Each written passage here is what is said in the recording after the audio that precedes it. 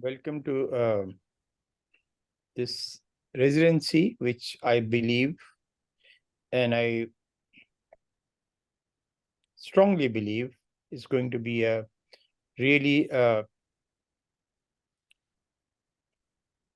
useful, practical, and a lasting impact on all of you, on Vasl, and mainly on the art of Pakistan as well, because I think this is one of the rare opportunity where we, when I say we, means like all of us, the team of Vasl and all the participants, everyone who is applied also, because it doesn't matter whether you got in or you didn't get in, but the thing is you are so much part of it. You're so much like kind of, because we live in a world in which we can't, it is a small world, Pakistan. So there are few people, so everyone is included. It's a part of a large family of a small country. So I think I congratulate all of you. I welcome all of you. And I see this as a kind of a great beginning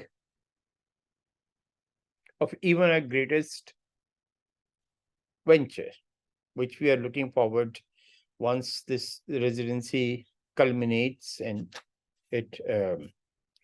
Adila would tell you when it will culminate. I'm not part of Vasl, though I like Vasl so much, but as Rosine says that I'm an outsider. अच्छा जी, अब ये है कि we are going to as since it is a curatorial residency, since it's a curatorial residency, and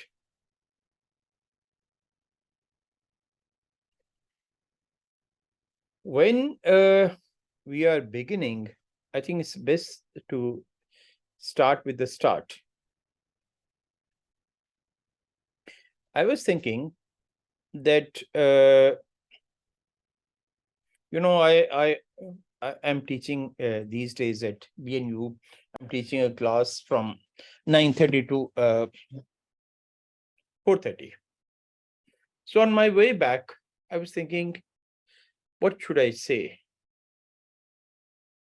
to all these like kind of incredible applicants and incredible people who are selected about curatorial practices? Because when I read all of your statements, I thought you may not need to know anything apart from what you have already said or stated or desired to work. So I thought, let's not go to the art world. Let's go to a kitchen. Let's go to a living room. The word which today we think is the buzzword in the art world, which is the curatorial practice or curatorial work or curatorial project, or I should say curatorial residency, is a word मुझे बड़ा interesting लगता है कि when I think I can't remember 10 years ago or probably 11 years ago, let's be precise, when I used to write the word curator, I used to get a red underline when I was doing writing on MS Word, because that word was not recognized in English at that time.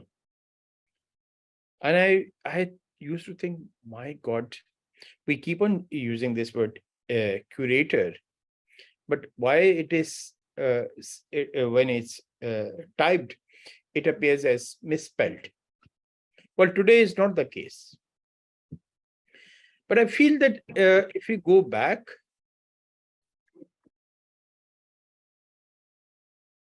the job or the work or the task or the challenge. And I think more than that, the desire for curator is to present the world which we are so familiar with, world we know so well, world we have come across over a period of time in a different way. In that sense, I feel the curator is not different from a poet. You know, when we read poetry, like whether you read poetry in English or in Spanish or in Punjabi or in Urdu or in Sindhi or in Bravi or in Saraiki or in Pashto or in Persian or some other language,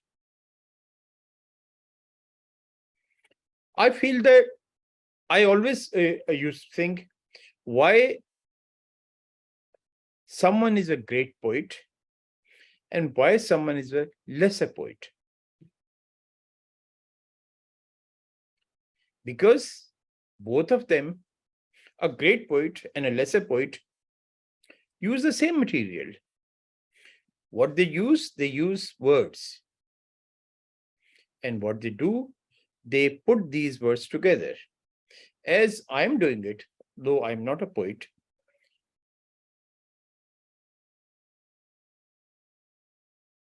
but a poet does put words together, and a human being, a normal human being like me or like you, like all of us, we also speak. When we speak, we put our thoughts together, we organize, we arrange our thoughts together, and we organize and we arrange, and we sometimes we realize what our thoughts are by putting words together. So this act of putting words together is a basic human phenomena, which may have started when human beings realize that their sounds, what they make, could signifies or do mean something else. So they kind of start, like as if as a child is on a seashore, is making a sand castle, putting sand to grains of sand together and making some small mound or shapes. So probably at that time, our ancestors were making these sounds together in order to mean something. Sounds which were scattered like the grain of sand on a shore. So they were just collecting, putting them together so everyone could come and could recognize, oh, while they are not uh, placed in a castle or in another form, they were just like grains. But once they are there, so we do recognize. So sounds were really together. When they were put together, they became words which had meanings. And then comes the curator. Or I should say, let's not jump on the curator bandwagon. Let's say, then comes the poet or the writer. I don't say writer तो हर तरह के होते हैं. Everyone is a writer like me or many other. But I say poets. Poets have the ability to arrange words in such an order, an order which is so bound with each other, is so much glued with each other, is so much locked with each other, that once you take out one word, the entire verse, the entire couplet disintegrates. And what material they have? They have a material which is an everyday material, which a person speaks on the street, in a market, on a train, at an airport, in his or her house, with families, with friends, with enemies as well, at a police station. at a public meeting, in a political procession, yet they use this common material, scattered material which has been there, and yet they glean, they pick, this they select, and they place one word next to another word, one word next to another word, one word next to another word. I'm just saying word because poets, they don't use grammar, they don't use sentences, probably they don't use ideas. If you meet a poet, they're not really using ideas, they're using words. And I remember reading this Portuguese writer who got Nobel Prize, I don't know which year, Jose Saramago, and he was writing he wrote a book, and in that book he mentioned another great Portuguese poet, Fernando Pessoa, like great Portuguese poets. And Jose Saramago was also a Portuguese writer, novelist, basically. And one line, I read the entire essay, and I think actually there was one line which stuck to my heart and is still present on my tongue. It says that when Pessoa, well, Saramago is talking about Pessoa, he says that he earned his bread and wine. We are talking in Portuguese, we are not talking about like people of Islamic Republic of Pakistan.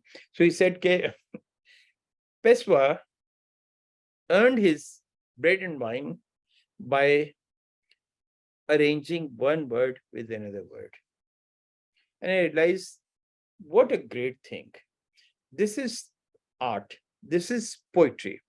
This is highly intellectual act. And when you translate the same thing into our profession, which I believe is the profession of curatorial practice, we do the same thing.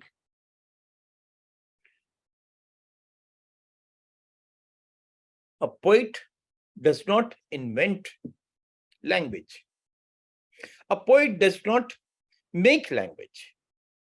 Though some poets have done, like Shakespeare have kind of created a number of, I don't know how many words he have coined, and many other poets as well, Urdu ke bhi honge, and English and some other languages. But by and large, what we take, what we believe, or what we tend to believe, or what we like to believe is poets are not really inventor of language. Language is being invented and in practice, by and large, without the intervention of poets. So a poet takes something which is already there. He or she picks whatever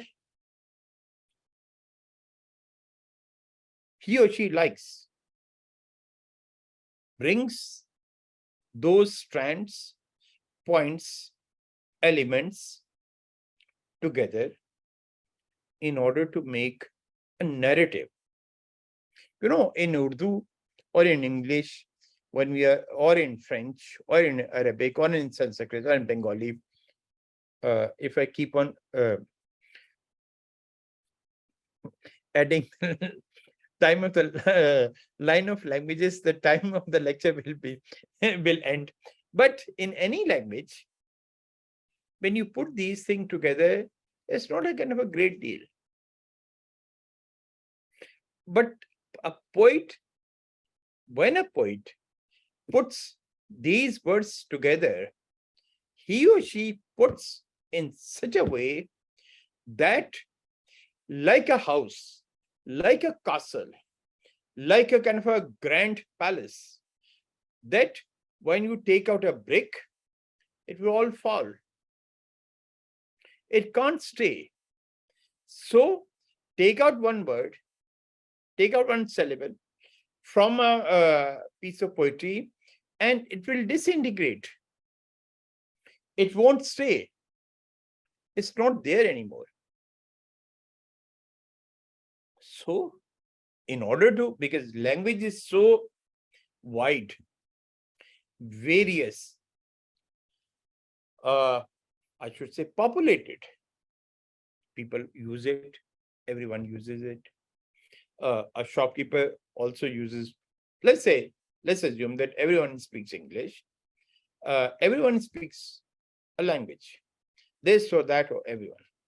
They speak in different dialects, they different accents, they speak in different compositions, they speak in a different grammatical compositions, order. But when a poet brings these words together, he or she locks them in such a way that they cannot really be taken apart. Makes a meaning. Not only it makes a meaning, it makes something which is more than meaning, a feeling, a sensation, a pleasure, a kind of a new beginning. So I feel that as a curator, probably I'm not preaching. Today is not Friday. Friday is a day of preaching in Pakistan. But I'm just like suggesting, probably I'm just like kind of putting this on the floor, that probably as a curator, we may not need to look at artists, critics, or other curators.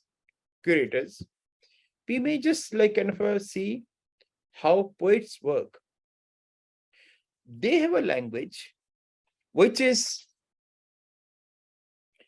in the public domain, which is not exclusive, which does not own by anyone. So if that language we have, and a language which everyone speaks, you know what happens in art curatorial projects sometime, that you create something, you make a project which is so hermetic and which is so elusive, which is so exclusive, which is so incomprehensible that people, of course, go and see, but they may not get anything out of it. So I feel that language, which is something so which is something part of a belonging, part of her existence, part of her life as well. So the poet, when he or she brings language into a new combination, probably a curator can also have the feeling that, one, probably if I enumerate these, what I talk about, I shouldn't say lessons, but I say points to ponder, that maybe a curator can create works, a project, I should say, out of things which has already been in circulation, whether made by artists, whether made by visual producers, artisans, public, folk, historically created, and people we don't really know. And I feel what I'm talking about, of course, as you know what I'm talking about my own self, how I believe and how I practice. I feel that in art, particularly in Pakistani art, there shouldn't be an hierarchy. We are a small state. We are not a small state. I'm just talking about the taxation and the financial situation. But we are a small state in terms of age. It's 75 years old. So we need to, whenever we are beginning, we need to begin with something else. And I think all four of you and people who have not who are not part of this project this year, but of course I'm sure that next year or another year to come, they'll be there also. We are like the initiator of something, and I realized that this is the first time, and I must congratulate Vasl, Adila, Rosa, Gasworks, British Council for taking this initiative, that this is the first time curatorial practice is taken in a structural, in a systematic, in a thoughtful way. Because there have been, as I said, there have been curators. Though every time you type a word curator, you get a red underline. But there have been curators. But in Pakistani, we'll talk about later, but I feel that as a curator, one can really, somebody said something very interesting. It says German philosophers,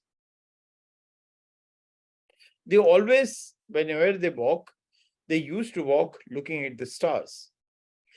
Often, they used to stumble in a drain, but yet it was better to look at the stars, and maybe you can stumble in a drain, but I think I feel that personally, it is worse that you look at the ground and yet you stumble in a drain.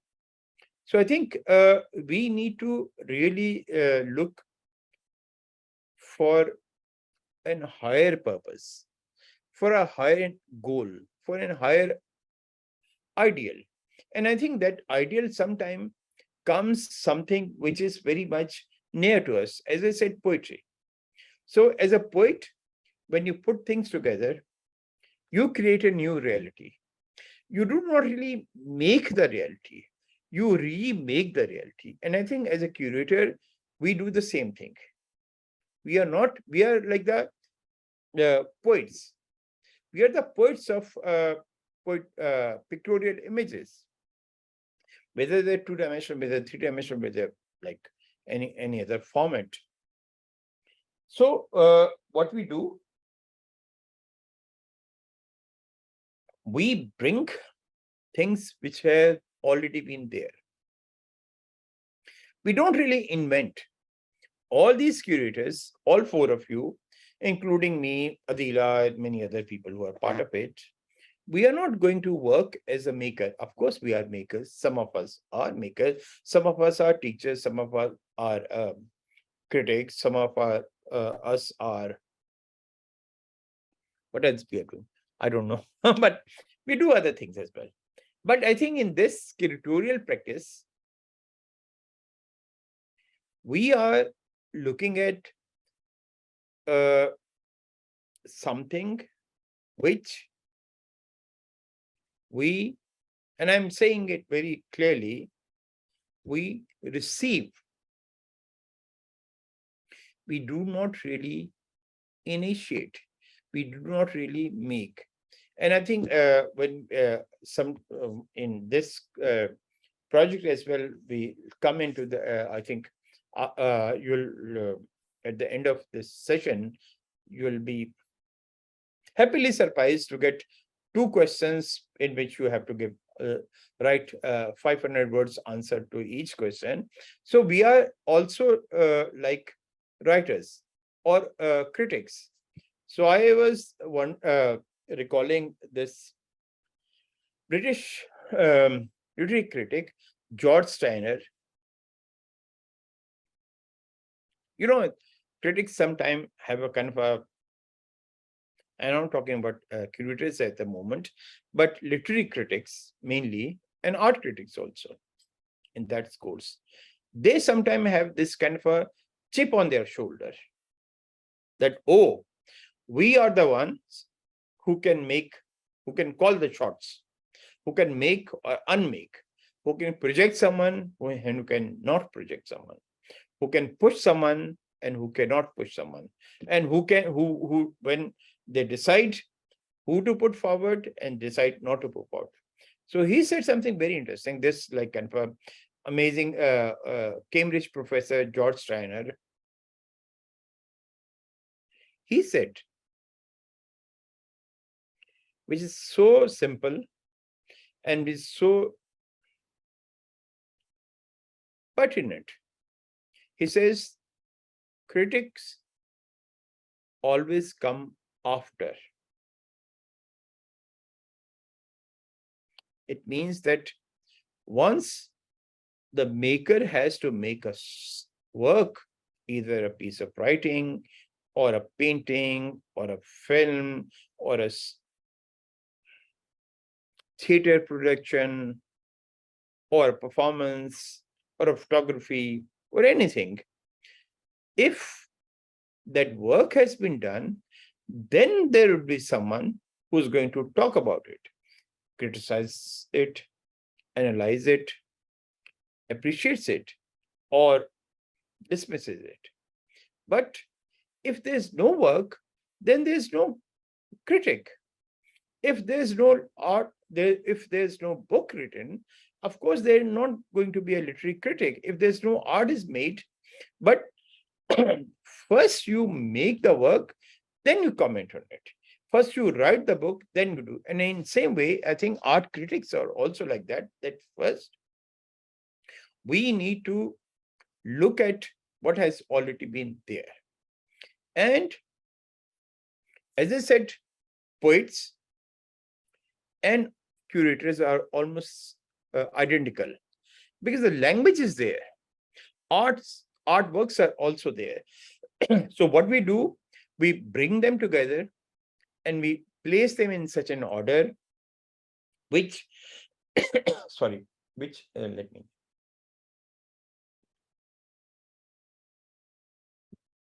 which create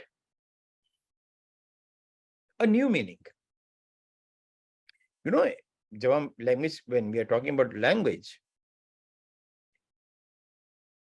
I've been using this medium for the past 30 minutes, or let's be precise, 29 minutes.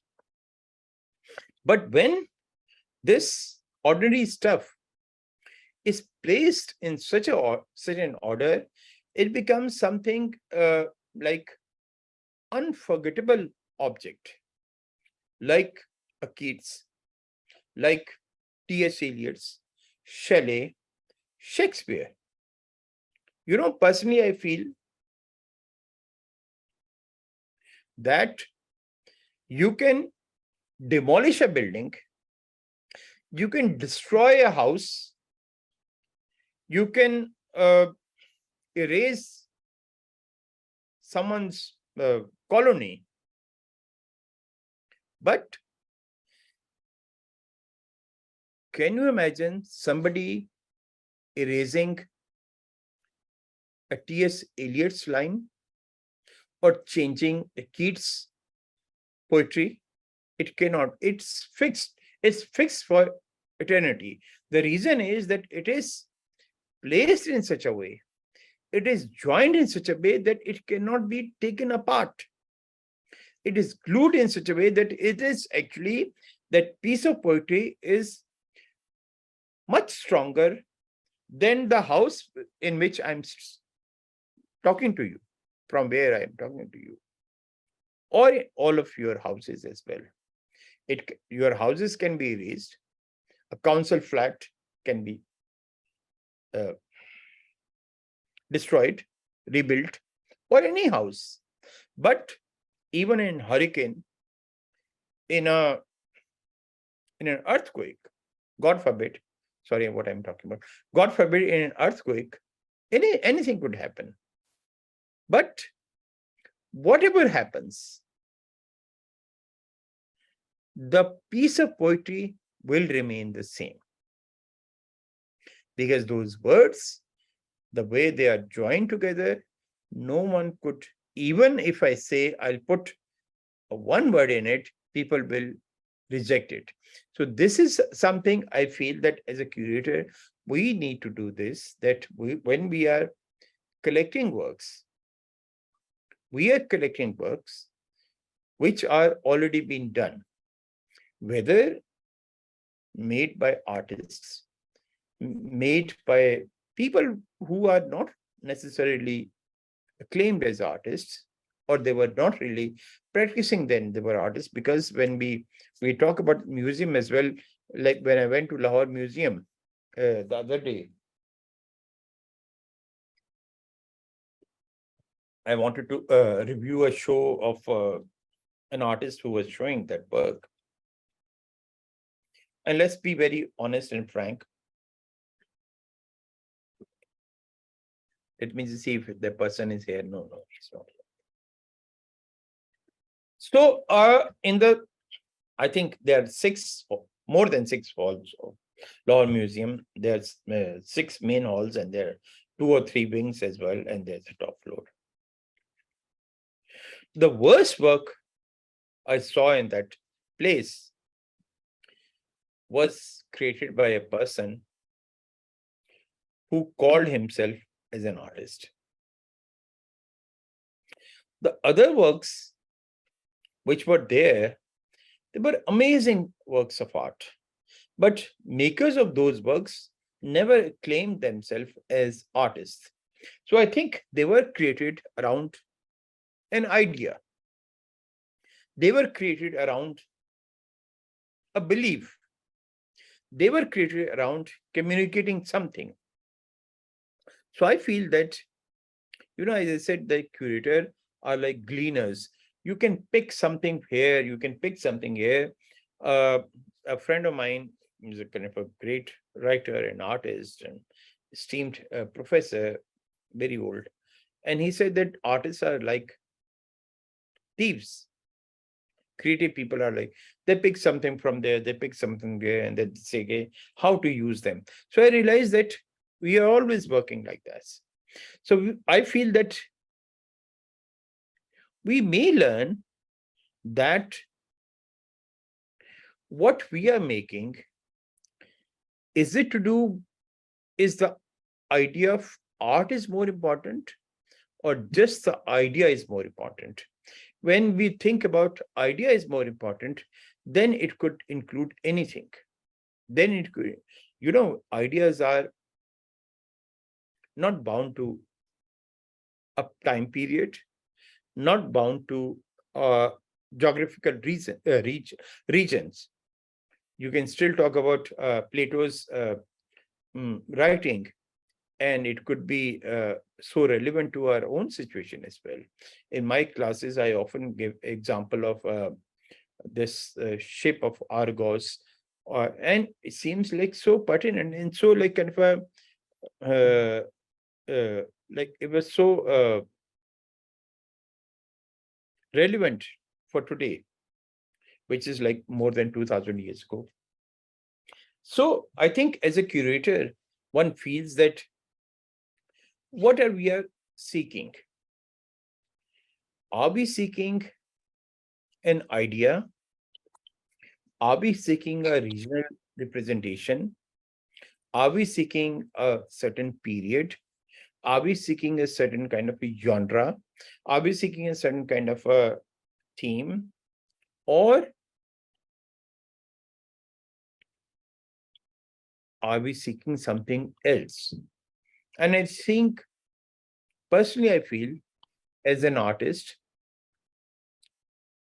or as a curator, or as a writer, I feel that we do seek something else.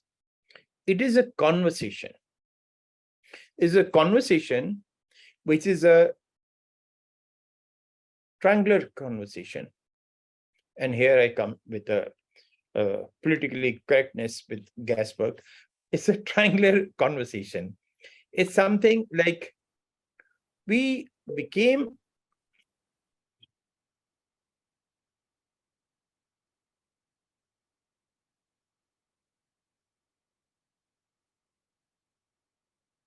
Sorry, can you see me? No, yeah.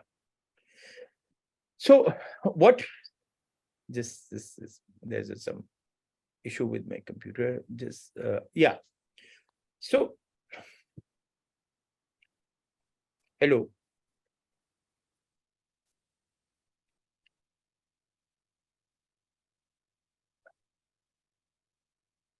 We can hear Can you. you, Yes. can you see me and hear me? Yes. Yes, yes. Okay. I thought there's some problem. So what I was saying, what was I saying? What are we seeking as curators? Okay. So what we are seeking as a curator, actually, we are working as a bridge or as a medium or as a mediator, which is between makers and the audience, producers and the consumers. So we are not really we do not really make a bridge. Bridge has already been made. A foundation, a museums, an art gallery, a collective. But what we are doing, we are those people, or I should say, not a bridge, but people who are like a boat people, who bring people from one shore, from a boat, on their boat, and take them to another shore. So you are, when you're traveling from one part to another part, like a bridge, you don't really belong to one shore. You don't really belong to one bank.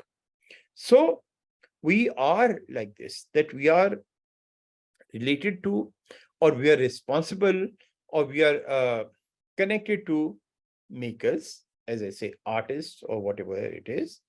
And we are also related or maker or responsible to whoever is going to look at our work.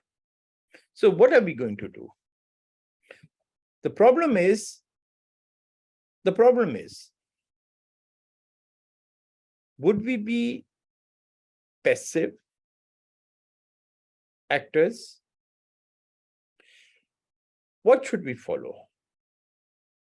And why should we follow one thing and the other thing and not many I think this is the problem which I always feel as a curator. And I've done a number of projects in the past. As you may be aware, I curated one show at Harris Museum in Preston in England, and there is another one which I did at National Gallery of Modern Art in Bombay. Two different shows altogether. But I realized that regardless of the location, regardless of the inclusion of artists or artworks, regardless of the history, regardless of the theme, I realized that those shows were so deeply rooted to me. I feel that as a curator, when I see as a work of a curatorial work, it is not different from any creative practice. You have to have your identity. You do evolve into your signature style. Otherwise, a curator, there are curators who are working in a gallery. There are curators who are working in the museums as well. And of course, as we know, the word curator comes from the curing and like kind of taking care of things. And when we go to Lahore Museum next time, our next lecture would be, or next session would be in Lahore Museum, or some like people inviting. We will invite people from Lahore Museum and other places. So they are curators, but their idea of curating is completely different from our ideas of curating. They want curating as like curating a housewife who's putting flowers in a vase, or a village woman who's arranging her utensils in her cabinet or on her shelf. So that is also curating. I don't really say that's a lesser curating, because you take a lot of care, you look at the color, you relate the size, or you look at the usage as well, and the price, the material, everything. So when in flowers, in like someone who's like decorating her house, or people who are generally people like in the block of apartments where I live, and I think everywhere in any city, people, when they if they have works, even if they have posters, even if they're objects collected from their travels, what they do, the first thing when they move, not the first thing, but initial things, what they do a curatorial job. They decide what paintings, what posters, what artifacts are going to be placed where, on what wall, on what height, and on what side table, in the center or not. So I feel that they are not curators.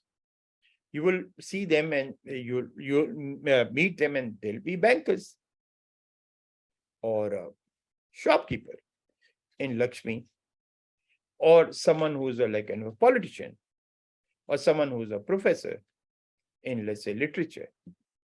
But they are curating.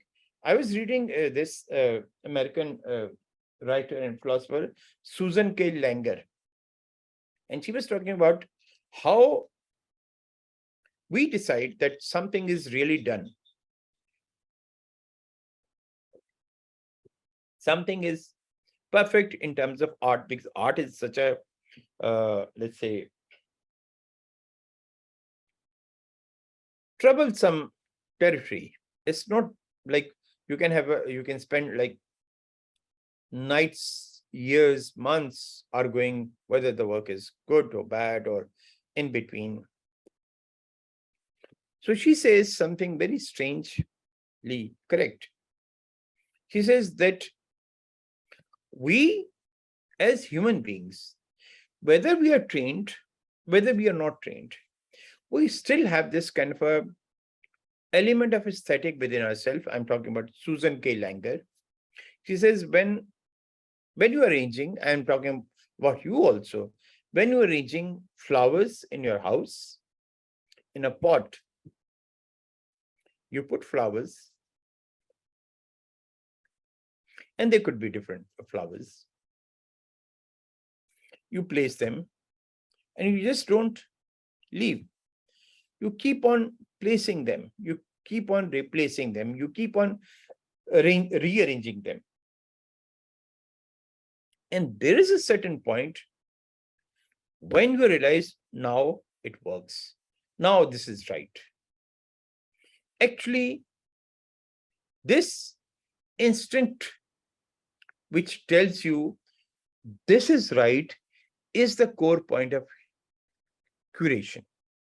I remember we did a show, me and I did a show at National Gallery of Modern Art in Bombay of Pakistani art, which was till this day, which was the biggest exhibition of Pakistani art happened anywhere outside this country. There were more than 200 works, and the works were from all generations, from Sadikan, Alabash, Chughtai till Rashid Rana and Bani Abdi and Naiza Khan, Iqbal Jeffrey, David Ellsworth, many other people.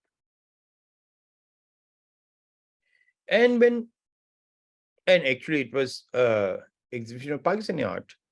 So my co-curator, who was the director of the museum, National Gallery of Modern Art in Bombay, Mrs. Sarya Doshi, she came to Pakistan, and we were in Lahore, and then we went to Karachi, and then we traveled to Islamabad also. And then I realized that was the first time actually I was working with the curator of from another country.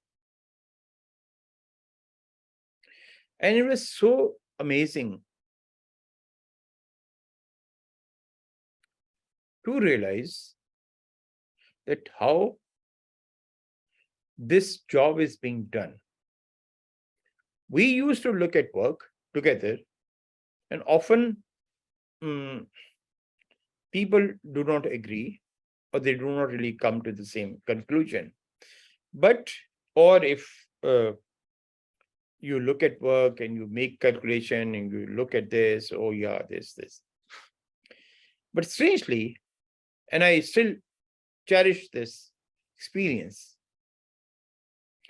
but when we used to go to someone's house or an artist studio, we were visiting an artist studio, or used to go to a permanent gallery, as we did in Islamabad at the National Gallery of Modern Art, at the Pakistan National Art Gallery. No, it's called Pakistan Art Gallery. But it's called National Art Gallery, NAG, National Art Gallery, or in other places as well. So the moment we look at the work, it was like an instant reaction. Okay, we're having this, we are not having this. And later on, you make excuses. Later on, you make justification.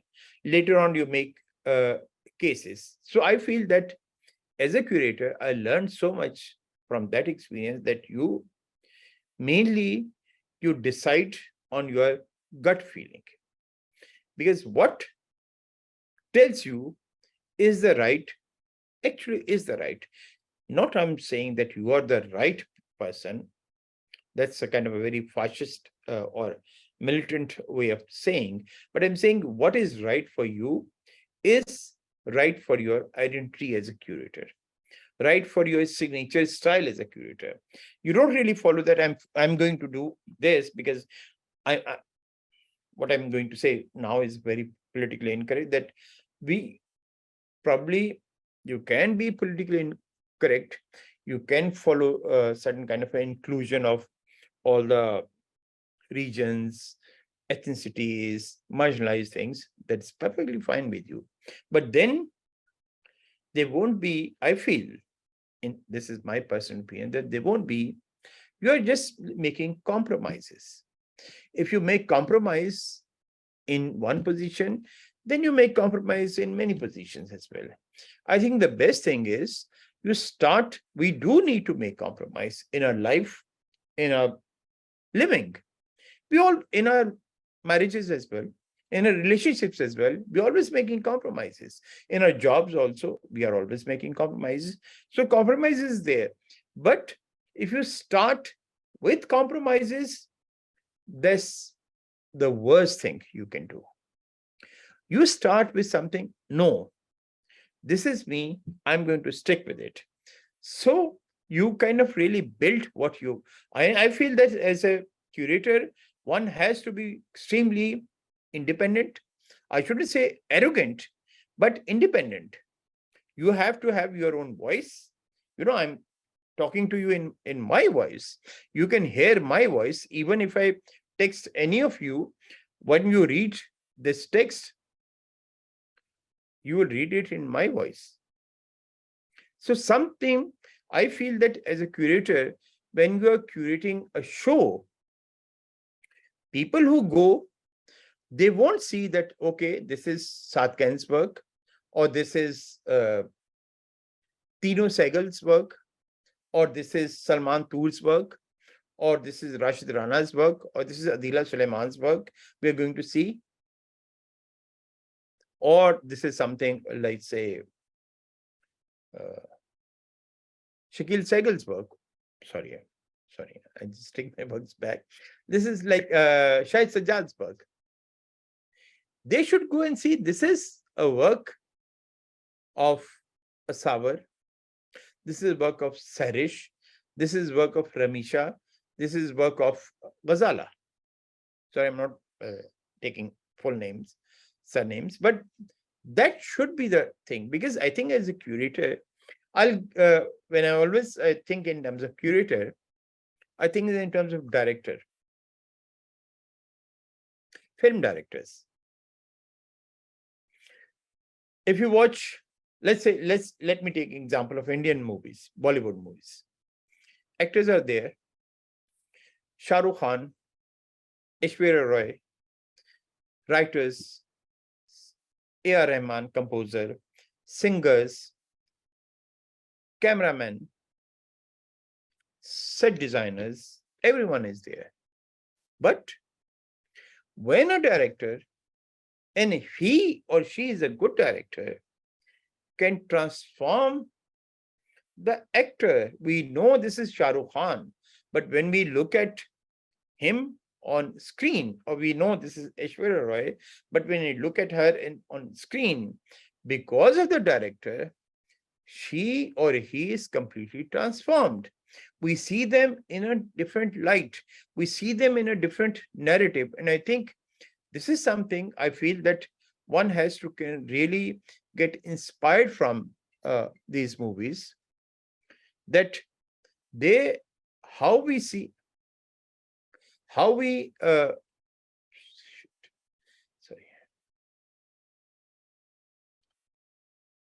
can I just take a call for a minute, please? I'm sorry. Otherwise, just keep on.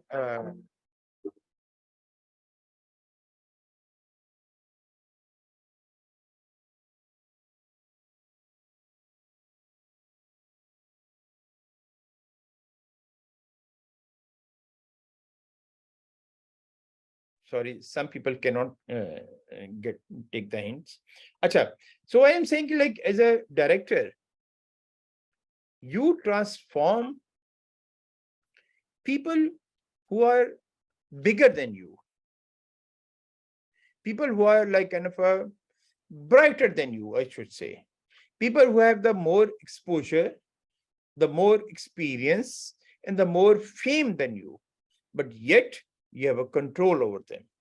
You have a prestige to transform them. I'm not saying control in a bad way, but I'm saying the possibility of turning them into something else. In one movie, you say Shah Rukh Khan as a office boy. Another movie, he is like kind of a CEO.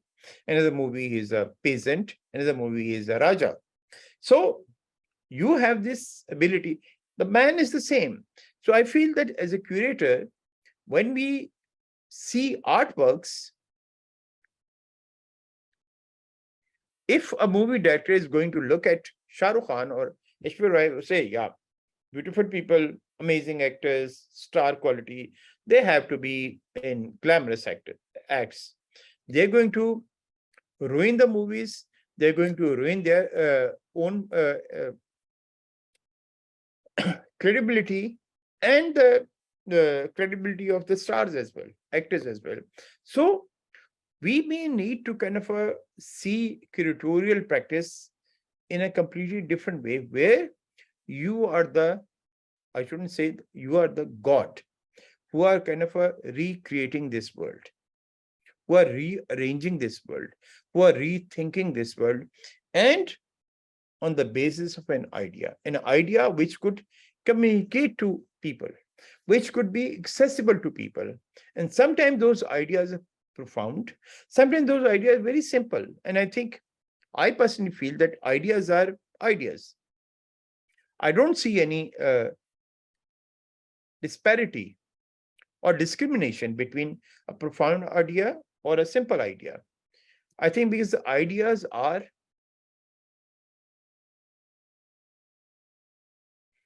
I'll give you one simple example. When I see a person, I'm really impressed by his or her intelligence, appearance, vitality, force. I'm not really kind of aware or thinking about his or her parents. That person is generated through this pair of people. But when you see the person independently. So I feel that in an exhibition also, the idea is there. But when the idea generates the work, the actual exhibition, the idea remains at the back. So when someone comes, let's say someone who goes to Tate Modern, someone who goes to a gallery in Goa, if the work is created on an idea and the work becomes larger than idea, people will remember the work by itself. The power of the work will take, and the power of work is the power of the curator's vision. And the curator's vision could be vision about rethinking about art, rethinking about the works which has been done. You can revert back to a work. I did a show at Harris Museum in Preston in year 2002, and it was called Exotic Bodies. So in that show, which was part of a project at that time, Manchester, they were Manchester Asian Olympics or something like that. Manchester, I think, Commonwealth Games. So at that time, what I did, the show was about how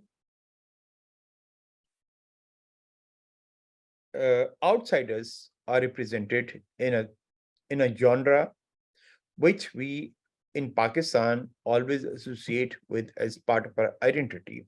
So from Akbar's period till contemporary miniature artists, whenever they presented people from outside, like kind of a foreigner or a European person or a biblical character or someone else, or an intruder or an invader or a English ruler, along with objects from our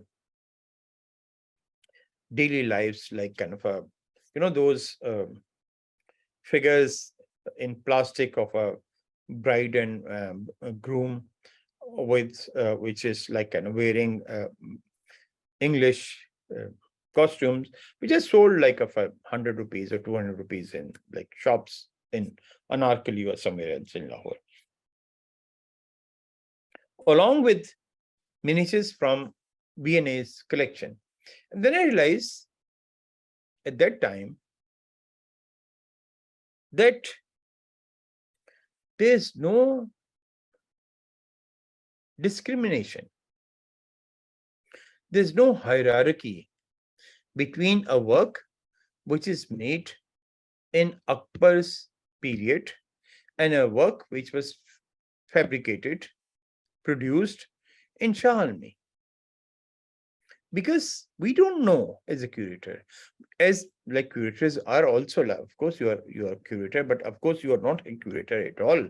You are art historian, you are an art critic, you are an artist, you are a whatever else you are. I hope not art collectors, because that's the worst thing a curator can be, because that's a vested interest. But I realized that there's no there shouldn't be a disparity between or discrimination. What was made today, what was made 500 years back, what was made here, or what was made like 2,000 miles away, everything is like kind of part of human experience. Everything is part of human expression. And sometimes when we bring them together, we realize they speak in such an amazing conversation. There's such an amazing dialogue. There's something amazing like kind of a discussion that kind of surprises you, that enlightens you.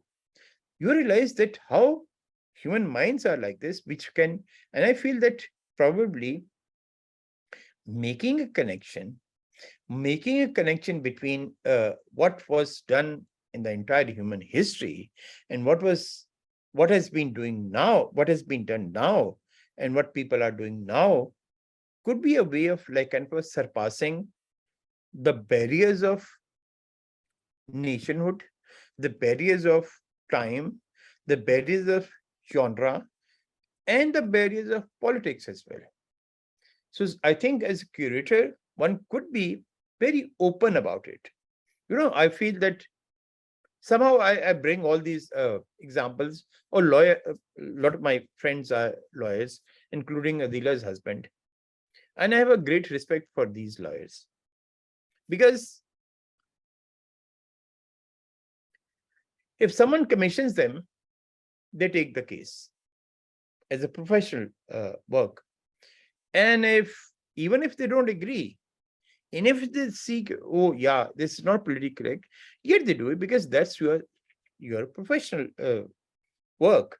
So I feel that we cannot really confine ourselves to one region, one locality, one cubicle. Because I see whenever we confine, whether we say we are confining ourselves into one nationality, language, ethnicity, religion, cubicle, whatever, we are really restricting ourselves. Human experience is wide, and you could be talking about politics. You could be talking about colonialism. You can talking about uh, misfortune of history. You can talking about invasion. You can talking about anything. But I think the more inclusive one's approach is, the more one can learn from ourselves as well. Because sometimes like you're going somewhere and you realize one work, and it just triggers your mind, and you realize, yeah, the entire exhibition could be created around this. I remember going and seeing an Egyptian sculpture from displayed at Louvre, Abu Dhabi, and I can't, face, that woman's face, chiseled as if she's not dead.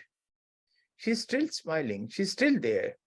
You realize just looking at that work could trigger various ideas. So I think one has to be open about ideas as well. One has to be kind of thinking that there are so many ideas. And I think we are also so fortunate, all four of you, not me or not uh,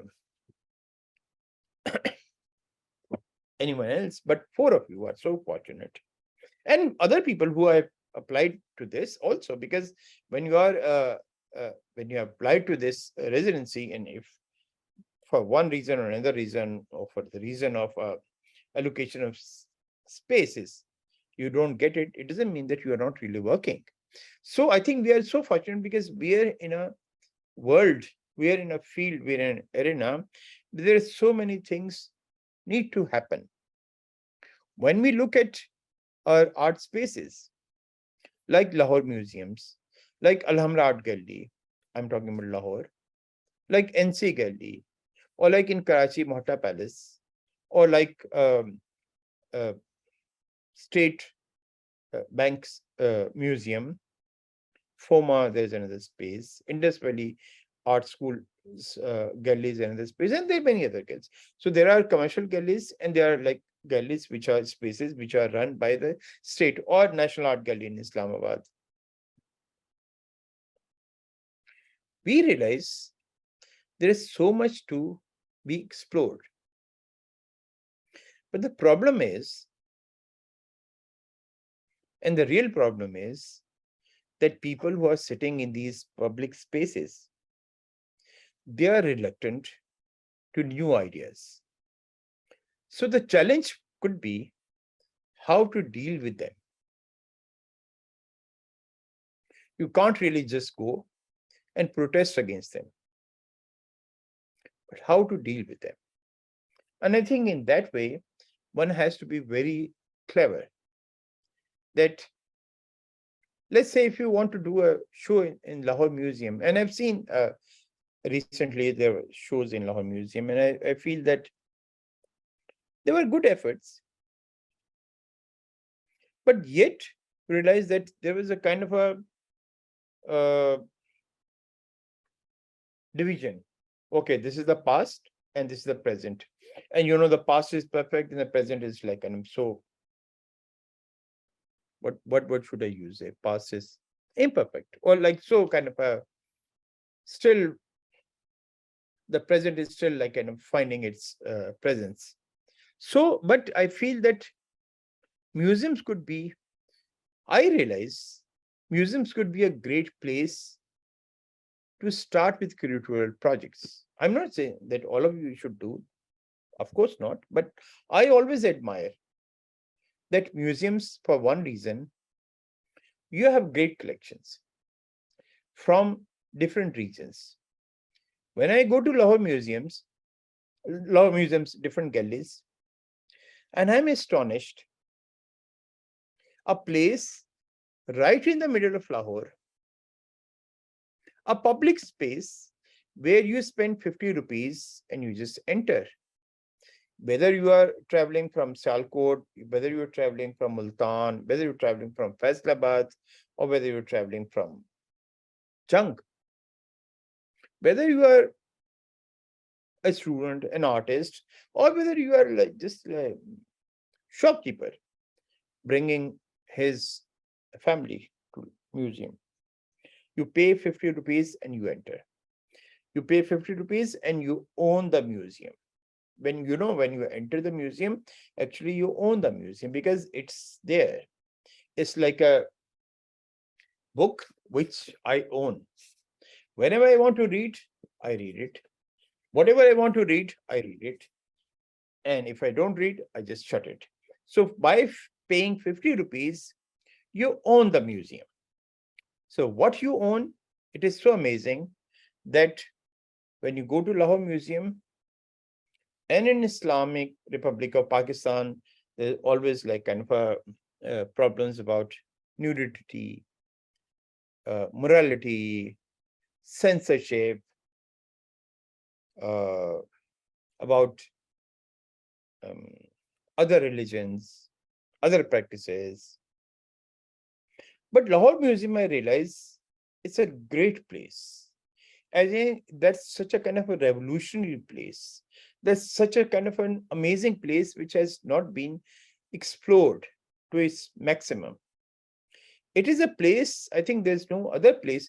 I feel that there are like in Lahore, there are places like Commune, and in Karachi, there are other places as well, which are parallel places.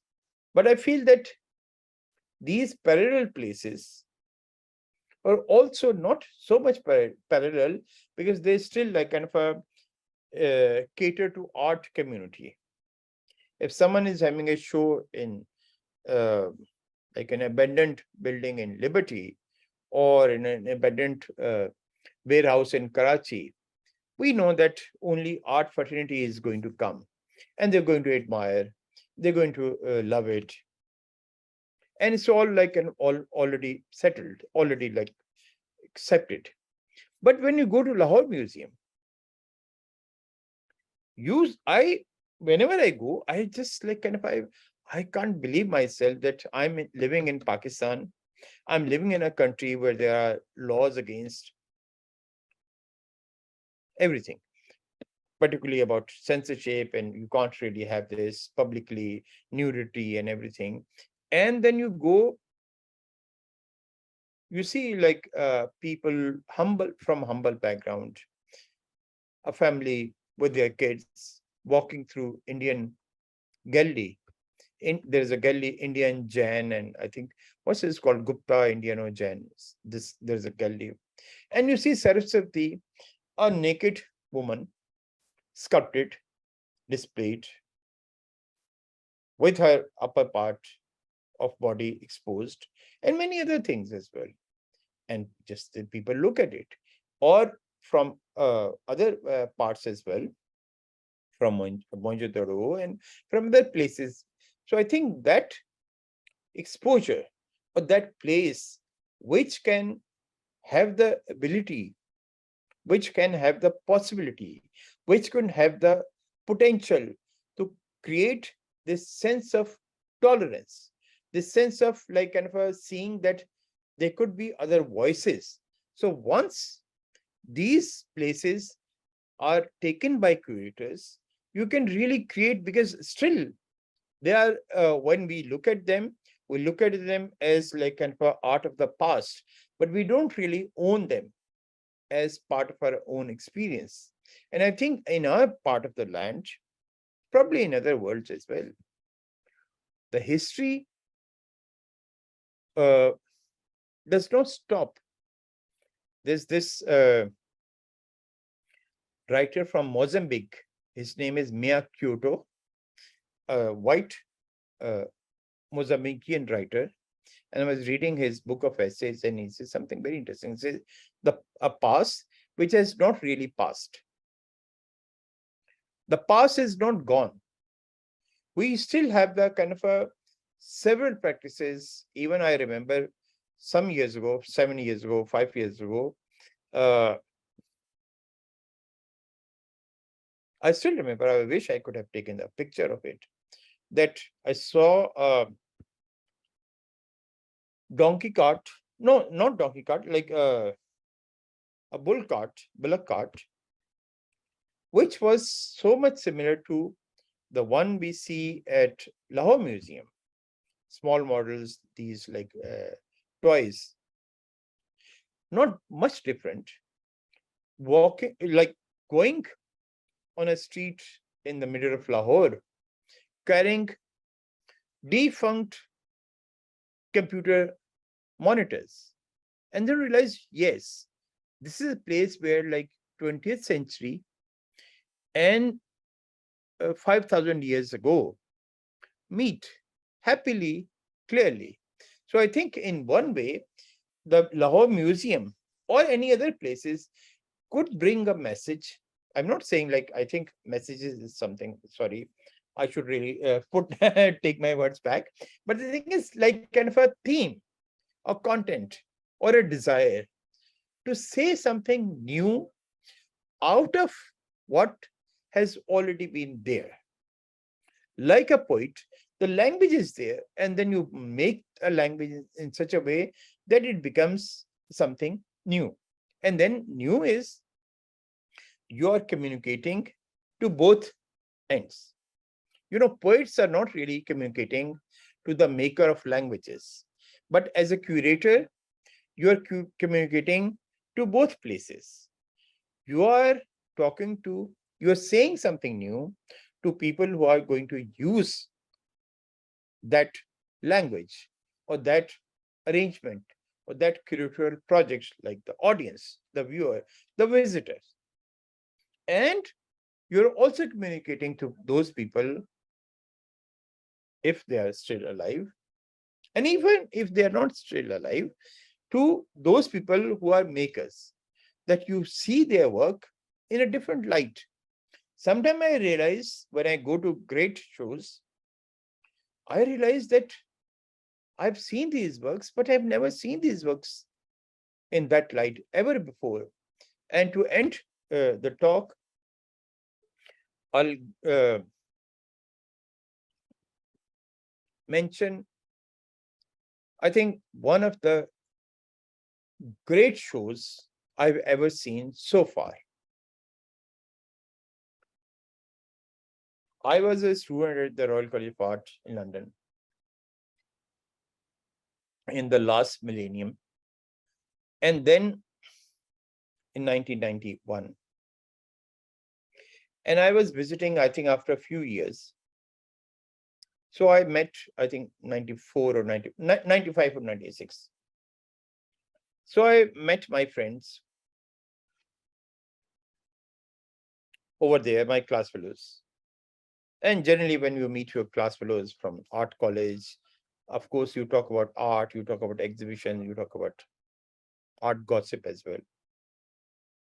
So I was saying, what is new in the town? I want to go, because I was there for 10 days or 7 days. So I wanted to kind of get all the information. So a friend of mine, she said, you should go and see, there's an exhibition, it's called Drawing the Line at Serpentine Gallery, curated by Michael Craig Martin. I said, okay, so what's the show? She said, these are shows of, this is a show of drawings. And, I don't know about Serpentine now, but I'm talking about like 95. At that time, you have to kind of pay certain amount of pounds, I think 7 or 10 pounds at that time, I remember, you had to pay in order to go and see the show.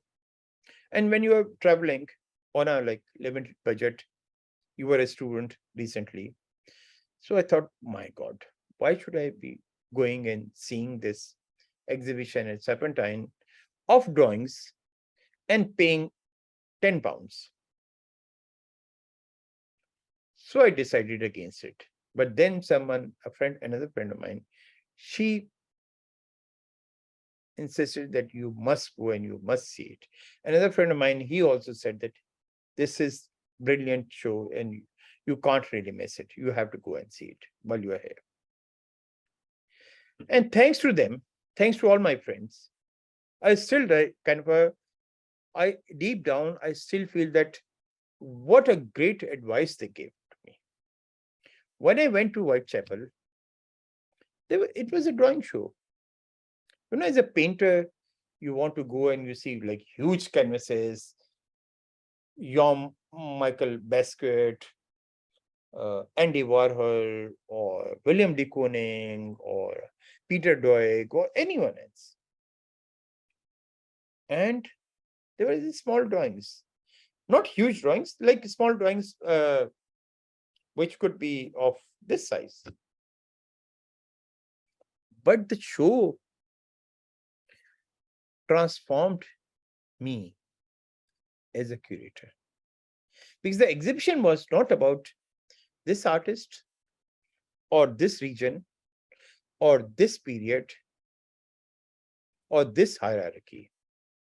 I saw, like I still remember, I wrote a piece on it also after some years when I got hold of, because at that time I wanted to buy the catalog and there was no catalog because it was all sold out.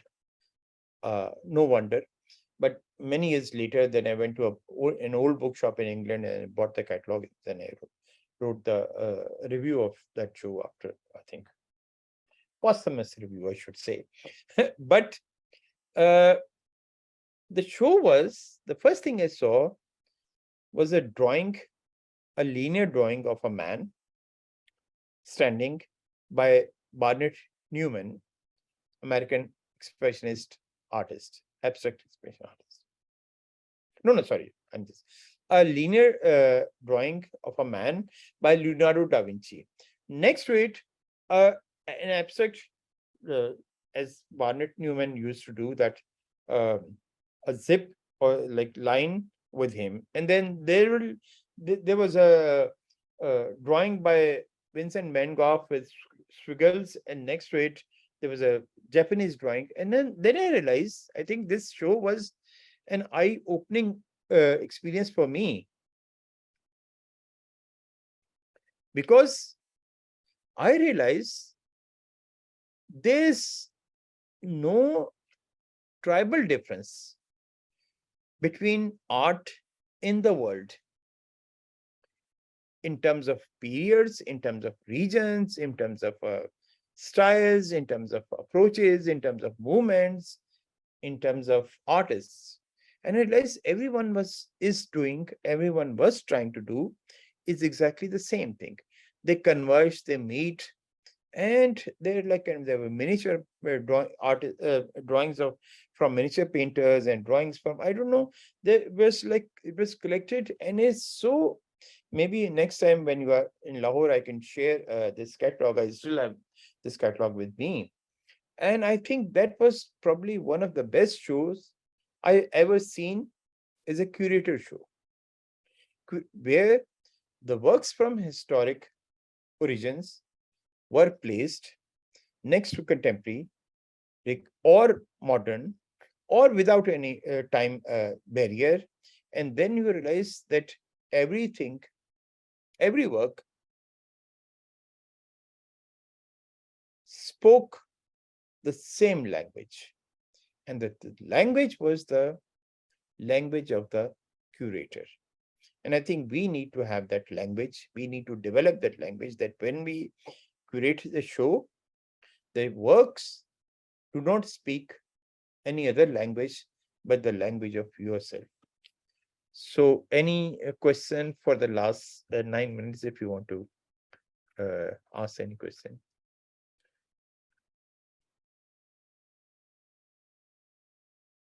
Gigi, please.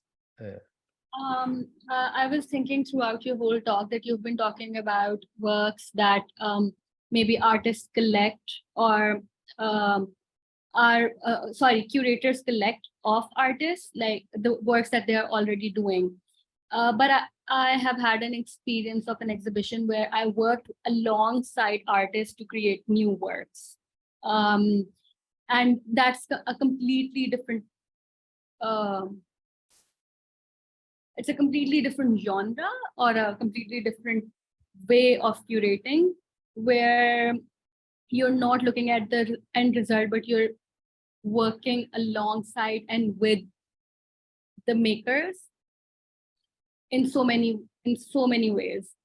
So I want your opinion on this kind of a Yeah. Let me. It's a bet. Actually, it's a bet. It's a really, really great bet, because either, for instance, I say, like, if I am curating a show, so I ask artists, okay, make something on that, and you don't know whatever is going to be, whatever is going to come out of it, whether you like to show it or not. But since you have already made a commitment, so you need to show. Here, the curator's intelligence comes in, because I think the best curators are not those curators who are going to show great works as great works. I think that I believe the best curators are those who show really bad work, and then you see, oh, these are great works, because this is how context changes it. The placement changes it. People are have people are very impressionable people. You place, let's say, I've done a few shows that, even in actually, as I said, when I was working at NCA, we used to create um, shows of students as well, and that is also a curatorial project. And our intention was, or actually my intention was, that we want every work to look absolutely phenomenal. And how to do it? Changing the context, making connection. So if, like, it's almost like kind of a creating a magic out of it, which is which is the quality what a curator must have or should have. That how to, that's some a teacher of mine, she said to me at NCA, say, well, you're teaching in a class. If you're just like kind of a catering to good students, you're not a good teacher. You must cater to students who are like lesser, who are not good. If you if you turn them good, that's a good teacher. So I think as a curator also, somehow, and I think there's no rule, or there's no, I think, method, or there's no scheme in it, there's no formula for it. But I think that's a kind of a very instinct, whether you have it, whether you don't have it. Or maybe you can learn, you can train yourself, you can like observe, you can train, you can look, and we always do that. The language we speak, we are trained for. But when we come out of our mother's womb, we don't speak any language, we just touch, we sniff, we just see. But we pick the language, and then once we start speaking the language, we forgot all of other senses. For 1.5 hours I'm talking to you, I'm just using one facility, which was a late acquisition in my life. Before I started speaking, I touching or sniffing or tasting. like my mother's milk or anything, water or whatever. But today, I feel much more in command when I'm speaking, because that's a later acquisition that I learned. So I think as a curator, sometime if you are eager, you learn, you evolve, you develop yourself, you tune yourself, and then you tune yourself that whatever comes, whether it's bad, I let's be politically incorrect at the end of the talk, if it's bad, but if you show it this work as bad, then you are not there as a curator. Your input is not there. You contribute, there's no contribution. But the magic would be, we are magicians. The magic would be that we turn that work in such a way, we place in such an order, in such a context, under such a theme, that it becomes something completely different.